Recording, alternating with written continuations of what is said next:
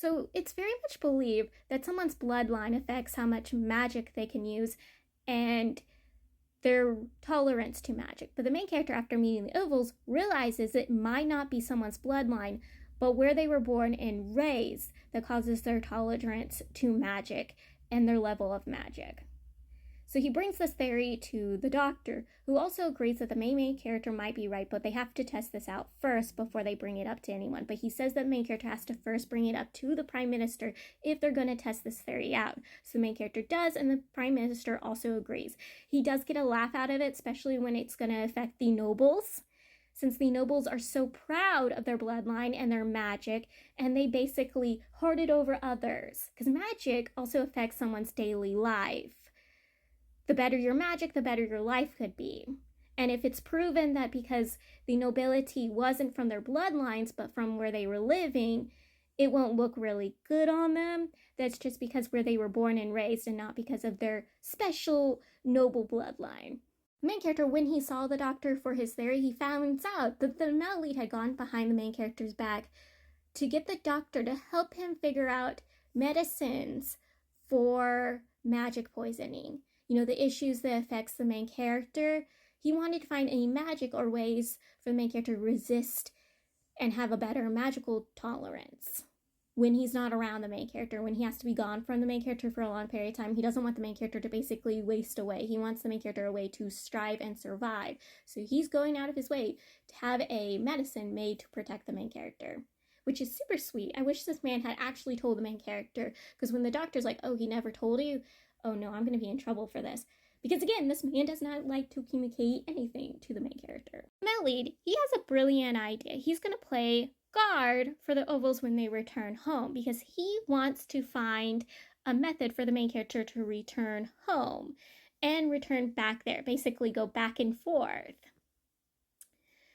But he doesn't say this to anyone. He just keeps this information to himself. Yes, he tells his parents, who get on to him for this idea. They're like, you're turning down the offer, and you're already stiffly engaged to another, but you're going to go and pretend that you're taking this offer up? Are you stupid, son? He's like, no, this is my chance to save my husband. But they're very much disappointed in him in this idea. But he still goes along with it, and outside of his parents, no one else knows about his idea. So when the Holy Maiden finds out that he had left and about his whole proposal thing, is furious. She goes to the main character, tells the main character, get up, we're going. We're going to go stop your man. You're going to go get your man and you're going to bring him back. And the main character's like, you're right, honey, let's go do it. And everyone's like, hey, calm down. It's nothing serious. It's not going to actually happen. This proposal isn't real. And they're like, no, we're going to go get this man. I am not kidding. So the people who tag along with the main character and the Holy Maiden is the Secret Second Prince, the Child Genius, the second command of the sorcery department, and the Maleed's cousin and the Maleed's sister. They follow him and her all the way to the foreign country. And they arrive very fast, like right after they send the letter, because the main character and the Holy Maiden found a way to the other country faster than the way the Ovals took. So they get there pretty fast. So they arrive, they're given a room, they're reintroduced to the third prince and the third princess. This is when they find out that the third princess is actually a girl and not a boy this entire time. And everyone is shocked.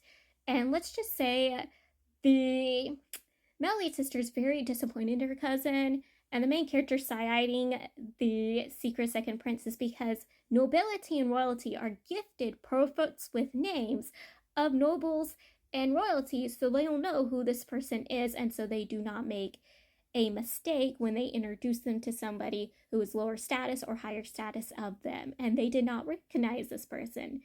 The Maleed sister was never introduced to the third princess, the same as the Holy Maiden, and the main character never saw the portraits and names, so he wouldn't have been able to recognize it. So it's shameful that these two hadn't. Full on shameful. So they're not going to explain why they're there until the Maleed and fourth princess is brought to them. And so the third princess and third prince brings the Maleed and fourth princess to the group. And this is when the main character reveals why they're there. They're there to bring back his man. And the third princess and third prince is horrified because they realize they have meddled in a relationship, because they didn't know the male lead was engaged to anyone, and they thought the main character was engaged with the priest. They didn't realize they misunderstood and mistook and almost ruined a relationship or meddled in a relationship, and apologizes for that they had meddled in a relationship. This is also when the group finds out which princess the male lead was going to be engaged to, which is the fourth princess, and the age gap is 20 years. Literally, I was about to literally barf. Like, these sets of siblings thought the great choice for their sister was to engage her to a man 20 years her senior. Not a man 8 years her senior, no, a man 20 years. Because again, she's a very sickly child. But the main character discovers she's not a sickly child, but she has magic poisoning just like him. And he uses the medicine that the male lead had created for him to give to the princess. He finds out that the siblings were just trying to protect their sister because the people were talking and wanting to kind of get rid of their sister, basically marry her off to a country that might just kill her off. So they looked for a man from a safer ally country who would take care of their sister, a man of good quality, which is the male lead, instead of trying to find a family that would take her in as an adopted child. Seriously, this is what they end up choosing anyways. They choose to find her an adopted family, which is actually the male lead sister who chooses to become this child's adopted mother. She's like, why engage your 4-year-old sister to a man? Why not just find her a family? I'll take her and I will raise her. So that's what they do. They end up sending her away to be adopted instead of marrying her off to a man 20 years her senior. I was horrified and sick. I wanted to slap this brother and I wanted to slap that sister. I was like, I know age gaps are a thing, but 20 years?